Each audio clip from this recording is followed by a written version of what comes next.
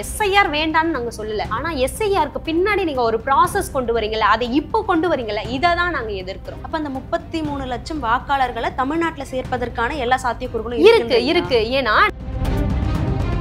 பீகார்ல தேர்தல் நடந்து முடிஞ்சிருக்கு.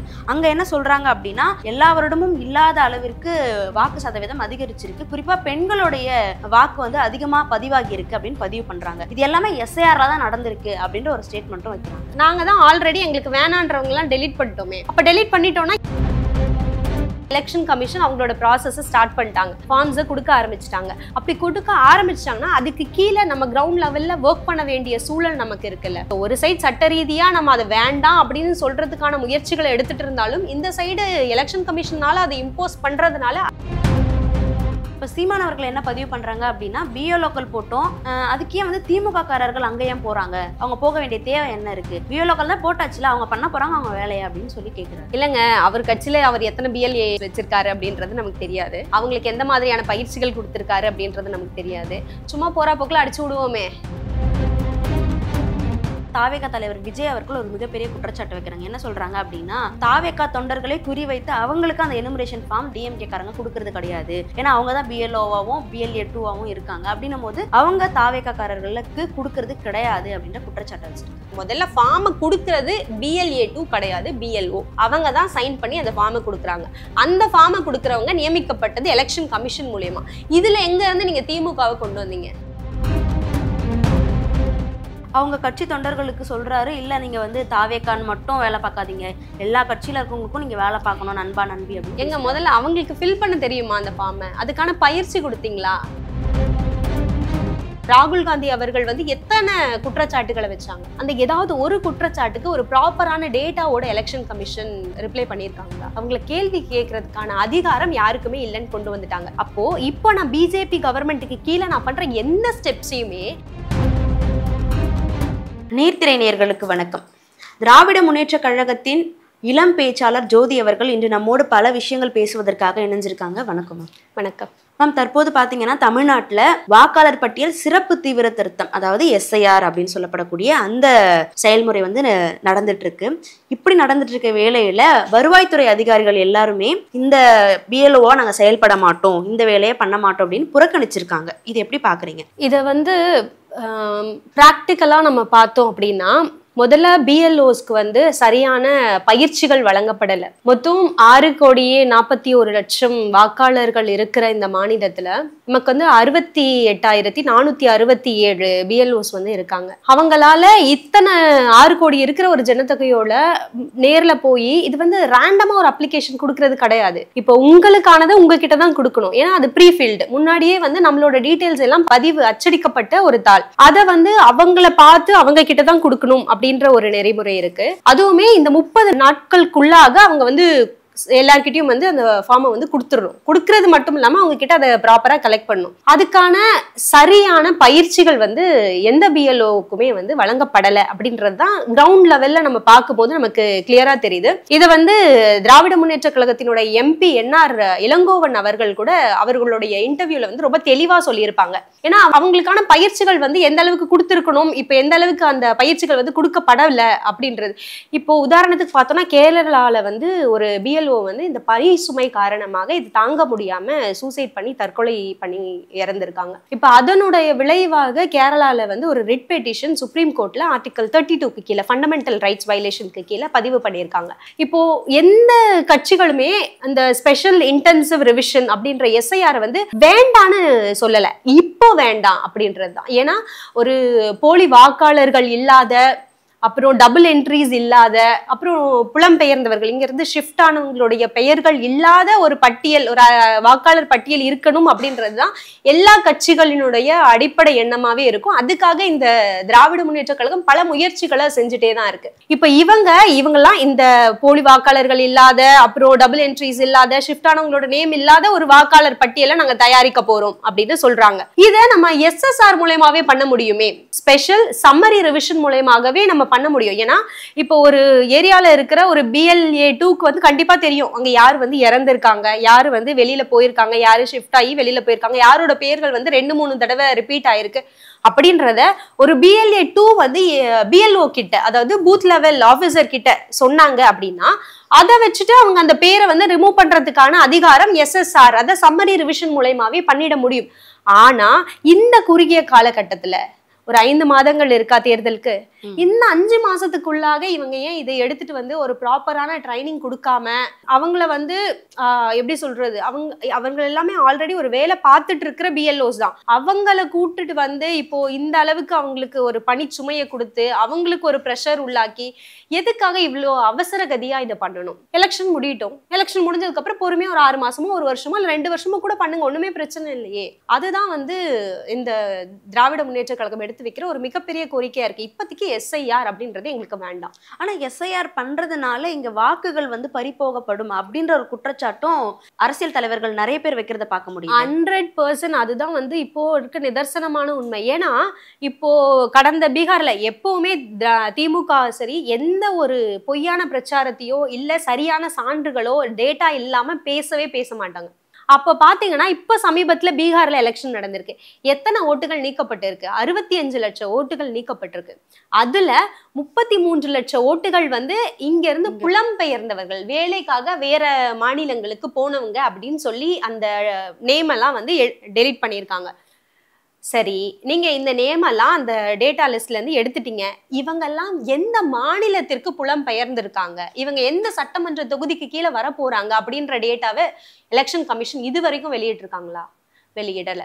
அப்ப எங்களோட கேள்வி என்ன அப்படின்னா, இந்த மாதிரி ஆளும் கட்சி BJPக்கு எதிரா யாரெல்லாம் இருக்காங்களோ அவர்களை எல்லாம் வந்து இந்த ஓட்டு லிஸ்ட் மூலமா, அந்த SIR மூலமா நம்ம ஓட்டு லிஸ்ட்ல இருந்து எடுத்துட்டு அவங்களுக்கு யாரெல்லாம் ஓட்டு போடுவாங்களோ, ஏன் அந்த 33 லட்சம் வாக்காளர்களை பீகார்ல இருந்து எடுத்தவங்களை தமிழ்நாட்டுல சேர்க்க மாட்டாங்க அப்படின்றதுக்கு நமக்கு என்ன கேள்விகள் இருக்கு? அதுதான் எங்களுடைய பெரிய கேள்வியா இருக்கு. SIR வேண்டாம்னு நாங்க சொல்லல, ஆனா SIRக்கு பின்னாடி நீங்க ஒரு ப்ராசஸ் கொண்டு வரீங்கல்ல, அதை இப்போ கொண்டு வரீங்கல்ல, இதை தான் நாங்க எதிர்க்கிறோம். அப்ப அந்த 33 லட்சம் வாக்காளர்களை தமிழ்நாட்டுல சேர்ப்பதற்கான எல்லா சாத்தியக்கூறுகளும் இருக்கு. ஏன்னா நீங்களே யோசிச்சு பாருங்க, எவ்வளவு பேர் தமிழ்நாட்டுக்கு வந்து எவ்வளவு வட மாநிலத்தவர்கள் இங்க வேலை பார்த்துட்டு இருக்காங்க, சரிதானே?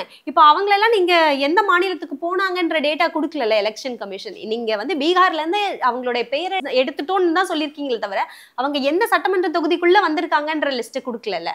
அப்போ அவங்களுடைய எண்ணம் என்ன? யாரெல்லாம் அவங்களுக்கு, ஏன்னா அவங்களால தமிழ்நாட்டுல ஊன்ற முடியாது. ஆனா இப்ப யோசிச்சு பாருங்க, எல்லா வாக்காளர்களையும் சந்திச்சு நாங்க இந்த சாதனை எல்லாம் பண்ணோம் அப்படின்னு சொல்லி ஓட்டு போட வைக்கிறத விட அவர்களுடைய பெயர்களை வாக்காளர் பட்டியலில் இருந்து நீக்கிறது அவங்களுக்கு ரொம்ப சுலபம் இல்ல. இப்போ அந்த வேலையை தான் BJP பண்ணிட்டு இருக்காங்க. இப்போ வாக்காளர்கள் பீகார்ல இருந்து வந்த வாக்காளர்களா இருக்கட்டும் இல்ல வட மாநிலம் எந்த மாநிலத்துலமா இருக்கட்டும், அவங்க தமிழ்நாட்டுக்கு வந்த பிறகு இங்கே வந்தாரை வாழ வைக்கும் தமிழ்நாடுன்னு சொல்றோம் இல்லையா? அப்ப இங்க இருக்கிறவங்க வந்து வாக்காளர்களா மாறினதுனால என்ன சிக்கல் இருக்க போகுது? இந்த ஒரு கேள்வியை வந்து நம்ம கண்டிப்பா இந்த அரங்கத்துல பேச வேண்டிய தேவை இருக்கு. ஏன்னா இப்ப கடந்த ஜூலை மாசம் நடந்த பீகாரினுடைய தேர்தல்ல ஓட்டு போட்டவர்கள் இங்க அதுக்கப்புறம் புலம்பெயர்ந்திருந்தாலும் அந்த ஸ்லிப்பை மட்டும் வச்சுட்டு இங்க அவங்க ஓட்டு வாங்க முடியும் அப்படின்ற ஒரு லைன் வந்து இப்ப கொடுத்திருக்க அந்த ஃபார்ம்ல ஆட் பண்ணியிருக்காங்க. அப்ப அவங்களோட இன்டென்ஷன் என்ன?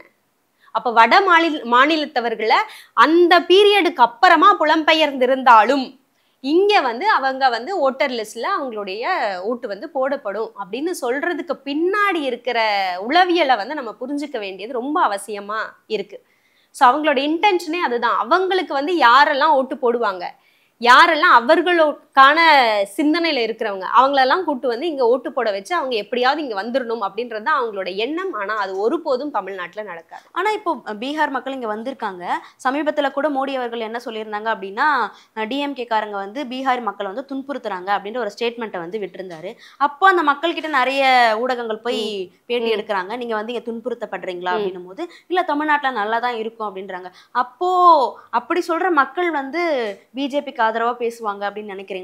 எல்லா வாக்கும் அவங்களுக்கு சாதகமா போகும்னு நினைக்கிறீங்களா? இல்ல, எல்லா வாக்கும் அப்படின்னு இல்ல. இப்போ இங்கவே வச்சுக்கோங்களேன், ஒரு 100 பேர் ஒரு அரங்குல இருக்காங்கன்னா அதுல 50 பேர் வந்து முற்போக்கா சிந்திக்கிறவங்களும் இருப்பாங்க, 50 பேர் வந்து பிற்போக்கா சிந்திக்கிறவங்களும் இருப்பாங்க. ஆனா இப்போ நான் ஒரு பேச்சு தொடங்குறேன் அப்படின்னா என்னாலேயே வந்து ஐடென்டிஃபை பண்ண முடியும் யாரு வந்து நம்மளுடைய பேச்சுக்கு வந்து தலையை ஆட்டுறாங்க. ஸோ எனக்கு அவங்கள வந்து நான் ஆடியன்ஸா எடுக்க வேண்டியதுதான் என்னோட வேலை, சரியா? அதை தான் BJP பண்றாங்க. அவங்களுக்கு யாரு தேவையோ அவங்கள வந்து இங்க தமிழ்நாட்டுல ஓட்டர் லிஸ்ட்ல வந்து ஆட் பண்ணி, இல்லைன்னா அவங்களுக்கு யாரெல்லாம் ஓட்டே போட மாட்டாங்கன்னு ஒரு தரப்பட்ட மக்கள் இருக்காங்களே, அவங்களுடைய எண்ணத்துல இந்த தரப்பட்ட மக்கள்லாம் நமக்கு வந்து ஓட்டே போட மாட்டாங்க அப்படின்னா, அந்த தரப்பட்ட மக்களை வந்து ஓட்டு லிஸ்ட்ல இருந்து நீக்கிடணும் அப்படின்றது தான் அவங்களுடைய வேலை. இப்போ நீங்க இந்த நிறைய விஷயங்கள் பதிவு பண்றீங்க. பீகார்ல தேர்தல் நடந்து முடிஞ்சிருக்கு. அங்க என்ன சொல்றாங்க அப்படின்னா, எல்லா வருடமும் இல்லாத அளவிற்கு வாக்கு சதவீதம் அதிகரிச்சிருக்கு. குறிப்பா பெண்களுடைய வாக்கு வந்து அதிகமா பதிவாகி இருக்கு அப்படின்னு பதிவு பண்றாங்க. இது எல்லாமே எஸ்ஐஆர்ல தான் நடந்திருக்கு அப்படின்ற ஒரு ஸ்டேட்மெண்ட்டும் வைக்கிறாங்க. எனக்கு ஒரே ஒரு கொஸ்டின் தான். 100 பேர் வாக்காளர் பட்டியல்ல இருக்காங்க. அதுல வந்து ஒரு 90 பேர் வந்து ஓட்டு போடுறாங்க அப்படின்னு வச்சுக்கலாம். அப்போ அதோட பர்சன்டேஜ் எவ்வளோ? 90%. இதே வந்து ஒரு 50 பேர் இருக்காங்க, அதுல 49 பேர் ஓட்டு போடுறாங்க அப்படின்னா அதோட சதவிகிதம் என்ன? 99%. அப்போ எவ்வளவு பேர் ஓட்டு லிஸ்ட்ல இருக்காங்க அப்படின்றது தான் அங்க மேட்டர். நாங்க தான் ஆல்ரெடி எங்களுக்கு வேணான்றவங்க எல்லாம் டெலீட் பண்ணிட்டோமே. அப்ப டெலீட் பண்ணிட்டோம்னா இருக்கிறவங்கள தானே பெர்சன்டேஜ் எடுக்கிறீங்க. அப்போ இந்த உளவியல் இருக்குல்ல, ஆக்சுவலா அவங்களோட வேலையே அதுதான். அவங்களுக்கு வந்து என்ன செய்யணும், அவங்களுக்கு என்ன வேணுமோ அதை வந்து எப்படியாவது செயல்படுத்துறது. நம்ம சரியான பாதையில செயல்படுத்துறோமான்னு இல்லை, நமக்கு அது செயல்படுத்தணும், அவ்வளவுதான். அதை நாங்க எப்படி வேணாலும் செயல்படுத்துவோம். அதுக்கு பின்னாடி ஒரு பிம்பத்தை கிரியேட் பண்ணுவோம். அது இப்படிலாம் நடந்தது அப்படின்ற ஒரு மாயை வந்து மக்கள் கிட்ட கொண்டு போய் சேர்ப்போம். இப்போ இன்னொரு பக்கம் பார்த்தீங்க அப்படின்னா, பெரும்பாலும் நிறைய பேருக்கு எழக்கூடிய கேள்வி என்னவா இருக்குன்னா, திமுக அரசு தான் வந்து எஸ்ஐஆரை எதிர்க்குது, வேண்டாம் அப்படின்னு சொல்லி எதிர்க்குது. அதே திமுக அரசு ஏன் வந்து களத்துல வந்து மக்கள் வந்து போங்க அப்படின்னு சொல்லி ஏன் வந்து அவங்களுக்கான பணிகளையும் ஏன் செய்யறாங்க? வேண்டானும் சொல்றாங்க, அதே சமயம் ஆதரிக்கிறதுக்கான சூழலும் இருக்கே, இது முரண்பாடா இருக்கு இல்லையா அப்படின்ற கேள்வி எழுது. நாங்க வந்து வேண்டாம் அப்படின்றதுல ரொம்ப திட்டவட்டமா இருக்கோம். இன்னொரு பக்கம் ஆதரிக்கல, அதை செயல்படுத்துறோம், அவ்வளவுதான். ஏன்னா அவங்க வந்து கொண்டு வந்துட்டாங்க. இந்த பக்கம் நம்ம வேணான்னு சுப்ரீம் கோர்ட்ல கேஸ் ஃபைல் பண்ணியிருக்கோம். அப்படி இருந்தாலுமே எலெக்ஷன் கமிஷன் அவங்களோட ப்ராசஸை ஸ்டார்ட் பண்ணிட்டாங்க, ஃபார்ம்ஸை கொடுக்க ஆரம்பிச்சிட்டாங்க. அப்படி கொடுக்க ஆரம்பிச்சிட்டாங்கன்னா அதுக்கு கீழே நம்ம கிரவுண்ட் லெவல்ல ஒர்க் பண்ண வேண்டிய சூழல் நமக்கு இருக்குல்ல. உதாரணத்துக்கு நீட் வேண்டாம் அப்படின்றதுல திமுக ரொம்ப திட்டவட்டமா இருக்காங்க. ஆனா இன்னொரு பக்கம் நீட்ல படிக்கிற பிள்ளைங்களுக்கு, அதுல தேர்ச்சி பெறணும்னு நினைக்கிற பிள்ளைங்களுக்கு பயிற்சிகளும் கொடுத்துட்டு இருக்கோம். இப்போ சமீபத்தில் 2 நாளைக்கு முன்னாடியும் நீட்டுக்கு எதிராக நம்ம வந்து கேஸ் ஃபைல் பண்ணியிருக்கோம். இப்படி இருக்கும்போது நம்ம சட்ட ரீதியாக நம்ம என்னென்ன ஸ்டெப்ஸ்லாம் எடுக்கணுமோ அந்த செயல் திட்டங்களை நம்ம ப்ராப்பரா ஃபாலோ பண்ணிட்டே தான் இருக்கோம். இந்த சைடு வந்து நாங்க அதுக்கு சரியான ஒரு கட்டமைப்பு இருக்கு. இப்போ யோசிச்சு பாருங்க, இப்போ தமிழ்நாட்டுல மட்டுமே BLA 2 இருக்கிற ஒரு ப்ராப்பரான ஒரு ஸ்ட்ரக்சர் இருக்கிற ஒரு கட்சி அப்படின்னா அது திமுக மட்டும்தான். அப்ப திமுக கிரவுண்ட் லெவல்ல இருக்கிறவங்களுக்கான பயிற்சி, இப்போ நீங்க BLOஸ்க்கு பயிற்சி வழங்கப்படலை அப்படின்றது நம்மளுடைய மிகப்பெரிய ஆதங்கமா இருக்கு. அதே நேரத்துல இந்த பக்கம் ஒரு கட்சி ரீதியா எடுத்துட்டீங்கன்னா BLA 2க்கு திமுக மூலமா அனைத்து பயிற்சிகளுமே வழங்கப்பட்டிருக்கு. ஒரு அப்ளிகேஷன் ஃபார்மை எப்படி ஃபில் பண்ணணும், அவங்கள கண்டுபிடிச்சு அவங்க கிட்ட எப்படி சரியான அந்த ஃபில் பண்றதுக்கான ஒரு திட்டத்தை எப்படி கொண்டு போய் சேர்க்கணும், அவங்க கிட்ட இருந்து அந்த அப்ளிகேஷன் ஃபார்மை ப்ராப்பரா வாங்கி அதை BLO கிட்ட எப்படி கொடுக்கணும் அப்படின்னு. இது திமுகவை சேர்ந்த ஒருவர்களுக்கு மட்டும் இல்ல, இந்தியா தமிழ்நாட்டுல இருக்கிற ஒவ்வொருத்தருக்குமே நம்ம இந்த இதை வந்து நம்ம முன்னெடுத்துட்டு தான் இருக்கோம்.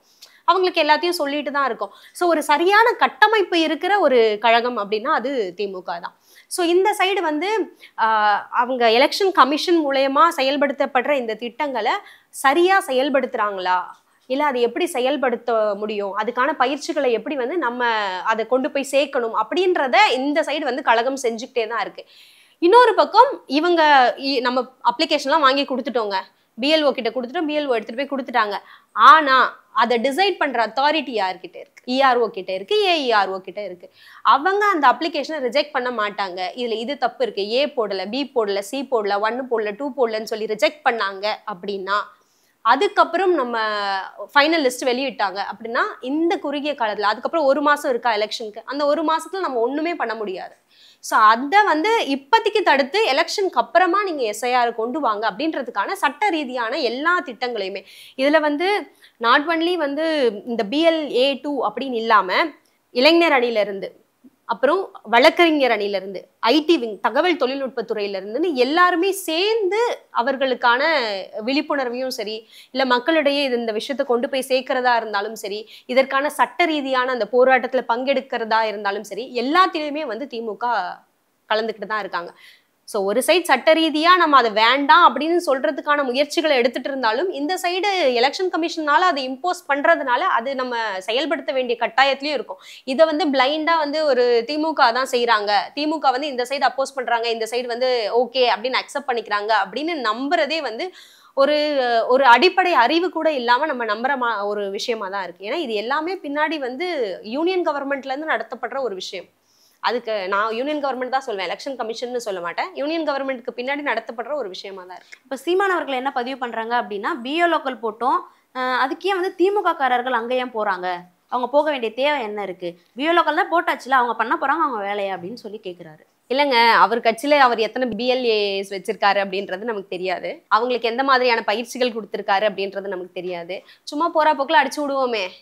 ஏன்னா எதுக்கு எடுத்தாலும் திமுக தான், இது பண்ணலையா திமுக தான், ஏன் திமுக போறீங்க அப்படின்றது. ஒரு பகுதியில ஒரு பிஎல்ஏக்கு வந்து இந்த இடத்துல இந்த பர்சன் இறந்திருக்காரு, இந்த பர்சன் ஷிஃப்ட் ஆயிட்டாரு, இவரோட பேரு டபுள் என்ட்ரில இருக்கு அப்படின்றது பிஎல்ஓக்கு தெரியுமா இல்ல பிஎல்ஏக்கு தெரியுமா? பிஎல்ஏ 2க்கு தானே தெரியும். ஸோ அப்ப அவரு வழிகாட்டப்பட வேண்டியது ஒரு அடிப்படையான விஷயமா தான் இருக்கு. சரிங்களா? ஆனா அவர் அதை பதிவு பண்ணல. BLA2 போறது வந்து எதுவும் சொல்லல அவரு. அது இல்லாம டிஎம்கேல இருந்து ஏன் நிறைய பேர் அங்க போக வேண்டிய தேவை என்ன இருக்குன்ற மாதிரி அவர் கேக்குறாரு. BLA2 தாண்டி திமுகவின ஏன் போகணும் அப்படி யாரும் போற மாதிரி நீங்க களத்துல வந்து பாத்தீங்கன்னா அந்த மாதிரி எந்த நிகழ்வுமே கிடையாது. இப்போ ஒரு சின்னதா ஒரு உதாரணத்துக்கு சொல்றேன். இப்ப ஏன் பகுதியில ஒரு ஒரு ரோட்ல வந்து தண்ணி தேங்கி இருக்கு, இல்ல கரண்ட் வரல, இல்ல தண்ணி வரல அப்படின்னாலே மக்கள் முதல்ல போய் பாக்குற ஆளு திமுக காரரா தான் இருப்பாரு. அவர் கட்சியில இருக்காரா, போஸ்ட்ல இருக்காரா, கீழே இருக்காரான்னு இல்லை. ஏன்னா அங்க நடந்த ஒரு பிரச்சனை பொதுவா வந்து ஹேண்டில் பண்றதுக்கு சக்தியோ திராணியோ இருக்கிறவங்க திமுக காரங்க தான். அப்போ ஒரு இடத்துல வந்து ஒரு அப்ளிகேஷன் ஃபார்மை வாங்குறாங்க கொள்றாங்க அப்படின்னா அதுக்கு கைட் பண்ண வேண்டிய திறமை இருக்கிற ஒரு நபர் அப்படின்னா அவங்க திமுக காரர் தான். சரிங்களா? இப்போ இத வந்து உங்களுக்கு திறமை இல்லை அப்படின்னு சொல்றதை தாண்டி அவங்க வந்து நிக்கிறாங்க அப்படின்னு சொல்றது ஒரு மேம்போக்கான ஒரு பார்வை அப்படின்றது தான் உண்மை.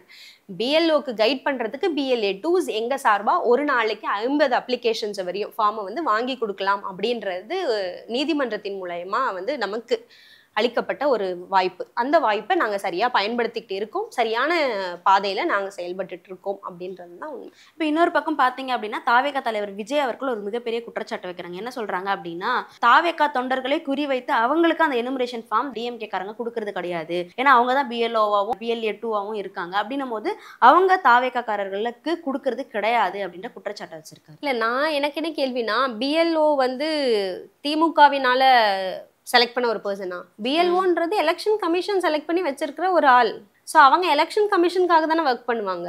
இப்போ அவர் சொல்ற மாதிரி தாவேகாவுக்கு வந்து கொடுக்காம இருக்கணும் அப்படின்ற அவசியம் எங்களுக்கு இல்லை. முதல்ல எங்களுக்கு எப்படி சொல்றது, நாங்க வந்து திமுகவிற்காக மட்டும் போராடல, தமிழ்நாட்டு மக்களுக்காக போராடுறோம். அந்த தமிழ்நாட்டு மக்கள் அப்படின்னு வரும்போது நீங்க உங்களுடைய கட்சிக்காரர்களையும் கொண்டு வந்து சேர்க்குறீங்க அப்படின்னா, நாங்க பொதுவான ஒரு இயக்கம், எங்க கட்சிக்காரங்க அவங்களோட அப்ளிகேஷன் ஃபார்மை கரெக்டாக சப்மிட் பண்ணிடுவாங்க அப்படின்னு வச்சுக்கலாம்.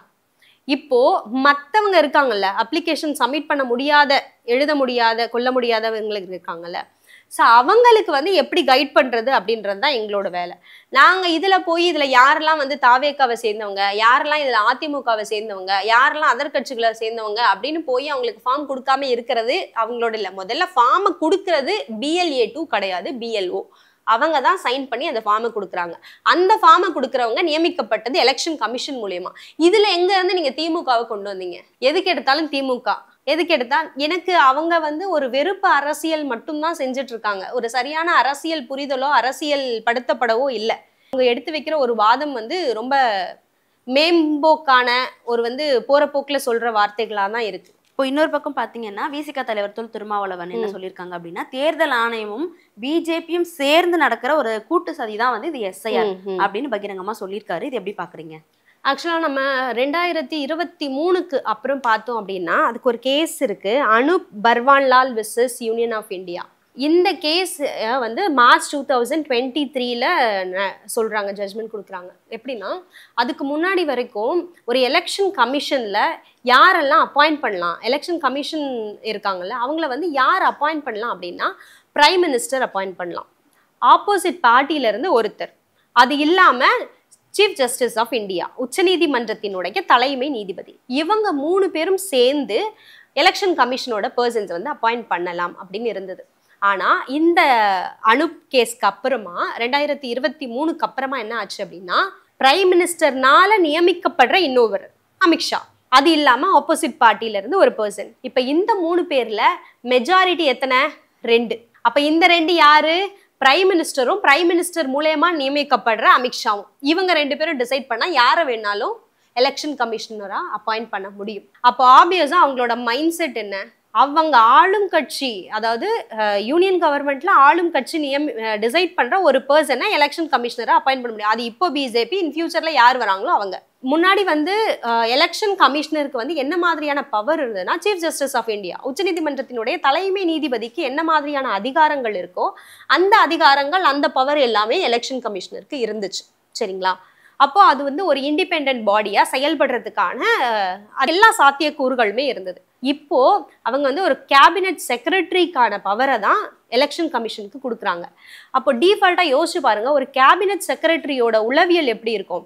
நம்ம வந்து ஒரு ரூலிங் பார்ட்டி பிஜேபிக்கு கீழே வேலை பார்க்குற ஒருவர் அப்படின்ற மைண்ட் செட் தானே அவங்களுக்கு இருக்கும். ஸோ அப்போ எலெக்ஷன் கமிஷனையே அவங்க என்ன பண்ணிட்டாங்க அப்படின்னா, அவங்களுக்கு கீழே வேலை பார்க்குற ஒரு ஆணையமா மாத்திட்டாங்க. ஆனா தேர்தல் ஆணையம் அது வந்து ஏற்கவும் இல்லை மறுக்கவும் இல்லை. தொடர்ந்து ராகுல் காந்தி குற்றச்சாட்டு வைக்கும் போதும் அவர் தான் வந்து பொய்யான குற்றச்சாட்டுகள் வைக்கிறாரு அப்படின்றத வந்து பதிவு பண்ணாங்களே. அதுதாங்க. ஏன்னா இப்போ வந்து ஆப்வியஸா இப்போ என்ன ஆயிடுச்சுன்னா, நான் வந்து ஒரு பிஜேபிக்கு கீழே வேலை பார்க்குற ஒரு ஆள். சரிங்களா? இன்னொன்று, நான் என்ன மாதிரியான முடிவுகள் எடுத்தாலும் என்னோட ஒர்க் டியூட்டியில், என்னோட பவர்ஸ் அண்ட் ஃபங்க்ஷன்ஸ்குள்ள நான் என்ன மாதிரியான வேலைகள் பண்ணாலும் என்னை கேள்வி கேட்கறதுக்கான அதிகாரம் யாருக்குமே இல்லை. அது சட்ட ரீதியா அவங்களுக்கு வந்து அதை வந்து உறுதிப்படுத்துறாங்க. அப்போ ஒரு எலெக்ஷன் கமிஷனை எலெக்ஷன் ரிலேட்டடா ஏதாவது ஒரு ஒர்க் பண்ணாங்க அப்படின்னா அவங்களை கேள்வி கேட்கறதுக்கான அதிகாரம் யாருக்குமே இல்லைன்னு கொண்டு வந்துட்டாங்க. அப்போ இப்போ நான் பிஜேபி கவர்மெண்ட்டுக்கு கீழே நான் பண்ற எந்த ஸ்டெப்ஸையுமே அடுத்து வர ரூலிங் பார்ட்டி என்னை கேள்வி கேட்க முடியாது அப்படின்ற ஒரு ஷீல்டை எலெக்ஷன் கமிஷனுக்கு கொடுத்துட்டாங்க. கரெக்டுங்களா? அப்போ எலெக்ஷன் கமிஷன் எதையுமே வெளிப்படையா சொல்ல வேண்டிய ஒரு சூழலே இல்லாம போயிடுச்சு. ஸோ அப்ப இந்த மாதிரியான கேள்விகள் வரும்போது இதுவரையும் யோசிச்சு பாருங்க, ராகுல் காந்தி அவர்கள் வந்து எத்தனை குற்றச்சாட்டுகளை வச்சாங்க. அந்த ஏதாவது ஒரு குற்றச்சாட்டுக்கு ஒரு ப்ராப்பரான டேட்டாவோட எலெக்ஷன் கமிஷன் ரிப்ளை பண்ணியிருக்காங்களா? பிஜேபி ஆஸ் யூஷுவல் என்ன பண்ணுவாங்களோ அதையே பிஜேபிக்கு கீழே இருக்கிற இந்த டீமும் பண்றாங்க. அப்படிதான் இருக்கே தவிர ஒரு பிரஸ் மீட் ஒன்று வச்சு அதுக்கு வந்து பேசியிருந்தாங்களே ஒரு 5 டேட்டா, தேர்தல் ஆணையம் டேட்டா கொடுக்கலையே. இதுதான் இதுக்கான டேட்டா, இதை தான் நாங்கள் காமிக்கிறோம். அவர் வந்து பின்னாடி ஒரு ஷீல்ட் போட்டு ஒரு ஸ்க்ரீன் போட்டு இதெல்லாம் பண்ணியிருக்காங்க, இதெல்லாம் வச்சிருக்காங்கன்னு ஒரு டேட்டாவோட காமிச்சார்ல. நீங்கள் என்ன காமிச்சிங்க? ஒன்றுமே காமிக்கலையே. அப்போ உங்களோட டிரான்ஸ்பரன்சி எங்கே போச்சு? உங்களோட வெளிப்படை தன்மை எங்கே போச்சு? உங்கள் வந்து இண்டிபெண்டன்ட் பாடி அப்படின்ற அந்த ஒரு பவர் உங்களுக்கு எங்கே போச்சு? எதுவுமே இல்லாமல் ஒரு பிஜேபிக்கு கீழே ஒரு ஆளாக கை கட்டி வேலை பார்க்குற ஒரு டீமாக தான் நம்மளால் இப்போ அவங்கள எலெக்ஷன் கமிஷனை பார்க்க முடியுதே தவிர, ஆக்சுவலாக இது வந்து நம்மளோட டெமோக்ரஸிக்கு, ஜனநாயகத்துக்கு கிடைத்திருக்கிற ஒரு மிகப்பெரிய அடி. இது வந்து கண்டிப்பாக மாற்றப்பட வேண்டும். இதெல்லாம் மறுபடியும் ஒரு அமெண்ட்மெண்ட் கொண்டு வந்து மறுபடியும் இதை வந்து பழையபடிக்கு மாற்றணும் அப்படின்றது தான் ஒரு அடிப்படை வாக்காளரா என்னுடைய வேண்டுகோள். நிறைய பேருக்கு இதே எண்ணங்கள் இருக்கலாம், அது மாற்றப்பட வேண்டும். ஏன்னா நம்மளோடது democratic country, we the people of India அப்படின்னா இந்தியன் கான்ஸ்டிடியூஷனே நமக்காக உருவாக்கப்பட்ட ஒரு கான்ஸ்டிடியூஷன். இப்போ இதில் மக்களே இல்லாமல் நீங்கள் என்ன பண்ணிட போறீங்க? உங்களுடைய அதிகாரத்தை வச்சு நீங்க இங்க என்ன சாதிக்கணும் அப்படின்னு முயற்சி பண்றீங்க அப்படின்றது ஒரு மிகப்பெரிய கேள்வியா எழும்புது இல்லையா? ஸோ அவங்க செய்யற ஒவ்வொரு செயல் திட்டத்துக்கு பின்னாடியுமே ஒரு மிகப்பெரிய சதி இருக்கு. ஸோ அதை வந்து வெளிப்படுத்த வேண்டிய ஒரு சூழல் இப்போ நிலவிட்டு இருக்கு.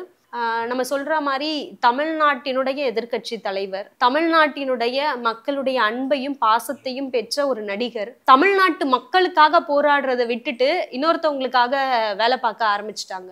இது தமிழ்நாட்டை எந்த இடத்துல கொண்டு போய் நிறுத்தும் அப்படின்ற ஒரு கேள்வி எழுது. எப்படி நம்ம சொல்ல முடியும் அவங்களுக்காக தான் வேலை பார்க்கறாங்க? எங்க அப்ரண்டா தெரியுது. அதுக்கப்புறம் எப்படி சொல்ல முடியும்னா, ஒரு கண்டன ஆர்ப்பாட்டம்னு நடத்தினாரு, அது கண்டன ஆர்ப்பாட்டம் மாதிரியே தெரியல, ஒரு கண் துடைப்பு ஆர்ப்பாட்டம்னு வச்சுக்கலாம். அதுல வந்து யாரு வந்து எஸ்ஐஆர் கொண்டு வந்தாங்க எலெக்ஷன் கமிஷன், அவருக்கு அவங்கள அப்போஸ் பண்ணி ஏதாவது லைன் இருந்ததா?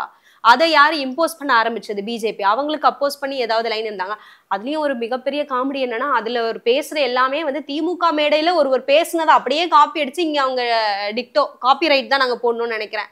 அந்த மாதிரியான ஒரு கண்டென்ட். அப்போ இவங்க வந்து நீங்க என்ன இங்க அறிக்கை பெரிய அறிக்கை விட்டுருக்காரு, எஸ்ஐஆர் எதிர்க்கிறோம் அப்படின்னு சொல்லி. அதுதாங்க இப்போ எஸ்ஐஆர் அப்படின்னு நீங்க யூடியூப்ல போய் போட்டீங்கனாலே ஒரு 10 வீடியோ வரும். அந்த 10 வீடியோல இருக்கிற கண்டென்ட்டுக்கும் இவரு கொடுத்திருக்க கண்டென்ட்டுக்கும் ஒரு தலைவரா தாவேகா அப்படின்ற கட்சியினுடைய தலைவரா அவர் கொடுத்திருக்க கண்டென்ட்டுக்கும் பெருசா என்ன வேறுபாடுகள் இருக்கு? அவங்க கட்சி தொண்டர்களுக்கு சொல்றாரு, இல்ல நீங்க வந்து தாவேக்கான்னு மட்டும் வேலை பார்க்காதீங்க, எல்லா கட்சியில இருக்கவங்களுக்கும் நீங்க வேலை பார்க்கணும் நண்பா நண்பி அப்படின்னு. எங்க முதல்ல அவங்களுக்கு ஃபில் பண்ண தெரியுமா அந்த ஃபார்மை? அதுக்கான பயிற்சி கொடுத்தீங்களா? அந்த ஃபார்ம் எப்படி இருக்குன்னு காமிச்சிங்களா? இதெல்லாம் ஃபில் பண்ணுங்க இதெல்லாம் பண்ணுங்கன்னு ஏதாவது பயிற்சி கொடுத்தீங்களா? எதுவுமே கொடுக்காம, அதுதான் நான் சொல்றேனே, நீங்க ஒரு 10 வீடியோ போடுங்க யூடியூப்ல போய் எஸ்ஐஆர்னு போட்டு ஹவ் டு ஃபில் ஃபார்ம் இல்ல எஸ்ஐஆர் ரிலேட்டட் ஏதாவது ஒரு வீடியோ போடுங்க. அந்த 10 வீடியோல இருக்கிற கண்டென்ட்டுக்கும் ஒரு தலைவர் எடுத்த கண்டென்ட்டுக்கும் எந்த வேறுபாடுமே இல்லையே. அவங்களாவது கொஞ்சம் புரிதலோட போட்டிருப்பாங்க அப்படின்னு நான் நினைக்கிறேன். அந்த இது கூட இல்லாம சரி நான் ஏதோ போடணுமே, போடலன்னா கேள்வி கேட்பீங்களே, சரி நான் போடுவோம் அப்படின்ற ஒரு மைண்ட் செட்ல போட்ட மாதிரி தான் என்னால அதை பார்க்குவோம். அதான் ஒரு கண் துடைப்புக்காக போட்ட மாதிரியான ஒரு பிம்பம் தான் கிரியேட் பண்ணியிருக்காங்களே தவிர மற்றபடி புரிதலோட எதுவுமே போட்ட மாதிரி இல்லை. அதுல தெளிவான இதுவும் இல்லை. அது அவர்களுடைய தொண்டர்களுக்கு வந்து ஒரு வழிகாட்டுதல் கொடுக்குற மாதிரியும் இல்லை. அதுல சொல்றாரு, இல்ல எஸ்ஐஆர் வந்துச்சுன்னா வந்து நம்மளோட வாக்குரிமை போயிடும், எல்லாருக்கும் வேணும், ஜென்சி வந்து கொஞ்சம் அவேர்னஸா இருங்க அப்படின்லாம் வந்து பதிவு பண்றதை பார்க்க முடியுது. அதை பாக்குறப்ப ஓகே, எஸ்ஐஆர் குறித்த அவேர்னஸ் வந்து இவர் நல்லா கொடுக்குறாரு அப்படின்ற ஒரு எண்ணம் வந்து எல்லாருக்கும் வரலாம். இன்னும் ஆதவர்ஜுனா வந்து என்ன சொல்லியிருக்காரு கண்டன ஆர்ப்பாட்டத்துல, இவ்வளோ நாள் எல்லாரும் கட்சி தலைவர்களும் பேசியிருக்காங்க, அப்போல்லாம் எஸ்ஐஆர் பத்தி எந்த அவேர்னஸும் இல்லை, எங்க தலைவர் ஒரு வீடியோ போட்டதுக்கு அப்புறம் அது 3 மில்லியன் தாண்டி போயிருக்கு, அதனாலதான் அவ்வளோ பேருக்கு அவ்வளோ அவேர்னஸ் வந்திருக்குன்றாரு. நீங்க பிக் பாஸ்ல ஒரு கண்டஸ்டன்ட் இருக்காரு, வாட்டர்மெலன் நினைக்கிறேன், அவர் போட்டா கூட அவ்வளோ வியூஸ் வரும்னு நான் நினைக்கிறேன். அதுக்கு நான் வந்து தாழ்த்தி சொல்லலை. அவருக்கு எந்த மாதிரியான பிம்பம் இங்க இருக்கோ அவரை வந்து ரசிக்கிறதுக்கு ஒரு கூட்டம் இருக்காங்க. அந்த மாதிரி ஒரு ரசிகை மனப்பான்மை ரசிகர் மனப்பான்மை இருக்கிறவங்க பார்க்குற ஒரு வீடியோ, அவ்வளவுதான்.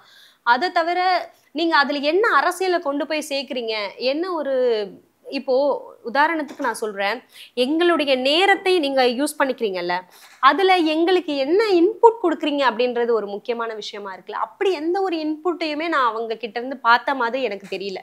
அது இல்லாத ஒரு காணொலியா ஒரு வீடியோவா இருக்கிறது எனக்கு தெரிஞ்சு அது யூஸ்லெஸ் அப்படின்னு நான் நினைக்கிறேன்.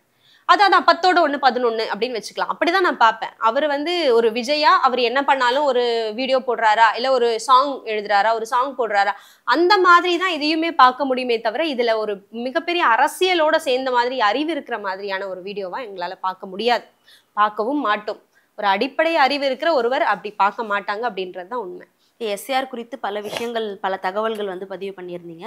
ஆனாலும் வந்து இது எங்கே போய் முடிய போகுது அப்படின்றது வந்து இன்னும் நாட்கள் கழித்து பொறுத்திருந்து தான் பார்க்கணும் அப்படின்றத பார்க்க முடியுது. சரி, இது ஒரு பக்கம் இருந்தாலும் ஒன்றிய அரசு இப்போ என்ன செய்திருக்காங்க அப்படின்னா, கோவை மற்றும் மதுரை இந்த 2 நகரங்கள்லையுமே வந்து மெட்ரோ பணி வேணும் அப்படின்னு சொல்லி திட்ட அறிக்கையை வந்து சமர்ப்பிச்சிருந்தாங்க. ஆனால் அந்த திட்ட அறிக்கையை நிராகரித்து மீண்டும் திருப்பி அனுப்பியிருக்காங்க ஒன்றிய அரசு. இது எப்படி பார்க்குறீங்க?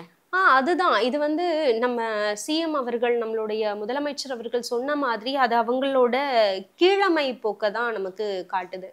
ஏன்னா இதுவே வந்து அவங்களுக்கு ஃபேவரான மாநிலங்கள் கொடுக்கறத வித்தின் அ மந்த், ஒரு மாசத்துக்குள்ளாக அவங்க அப்ரூவ் பண்ணி அதை அனுப்புறாங்க. ஆனா தமிழ்நாடு அனுப்பின இந்த மெட்ரோ இதை கிட்டத்தட்ட 2 வருடங்கள் கழித்து ரிஜெக்ட் பண்ணி அனுப்பியிருக்காங்க, நிராகரித்து அனுப்பியிருக்காங்க. அதுக்கு அவங்க கொடுக்குற காரணம் என்ன அப்படின்னா, 20 லட்சத்திற்கு கீழாக மக்கள் தொகை இருக்கு, அதனால கொடுக்க முடியாது அப்படின்றது தான் அவங்களுடைய வாதமா இருக்கு. ஆனா குருகிராம், புவனேஸ்வர், ஆக்ரா, மீரட் இந்த மாதிரியான இடங்கள்லாம் 20 லட்சத்திற்கு கீழான மக்கள் தொகை தான் இருக்கிறாங்க. ஆனா அந்த இடத்துல நீங்க எப்படி மெட்ரோ வந்து ஓகே பண்ணீங்க? அப்போ இது உங்களோட கண்டென்ட் கிடையாது. அப்ப இது உங்களோட அந்த ஸ்கேல் ரூல்ஸ் கிடையாது. 20 லட்சத்துக்கு கீழாக இருந்தா நாங்க கொடுக்க மாட்டோம் அப்படின்னு சொல்ற ஸ்கேல்ல இது வரல. அப்போ இந்த 4 மாநிலங்களுக்கும் நீங்க கொடுத்துருக்கீங்களா, இந்த நகரங்களுக்கெல்லாம் நீங்க மெட்ரோ கொடுத்துருக்கீங்கல்ல, அப்போ இது கொடுக்கும் போது ஏன் தமிழ்நாட்டுக்கு கொடுக்க முடியல?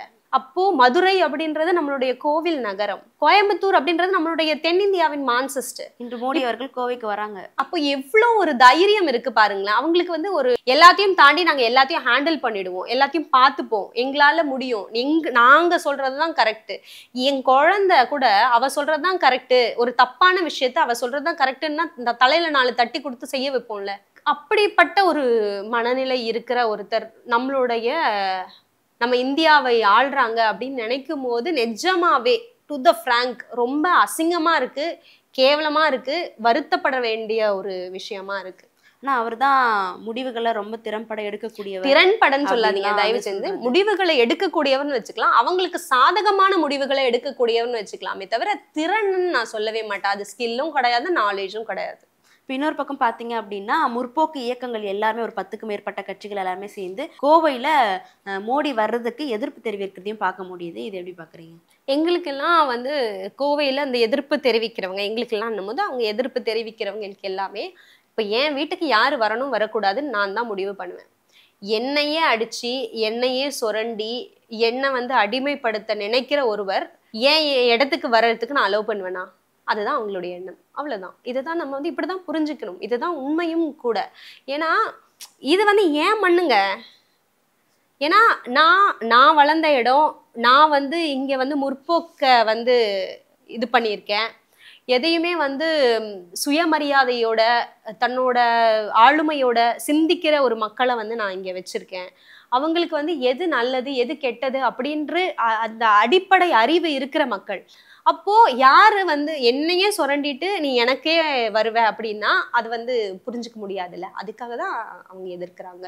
அது வந்து நியாயமான ஒண்ணாதான் நான் நினைக்கிறேன்.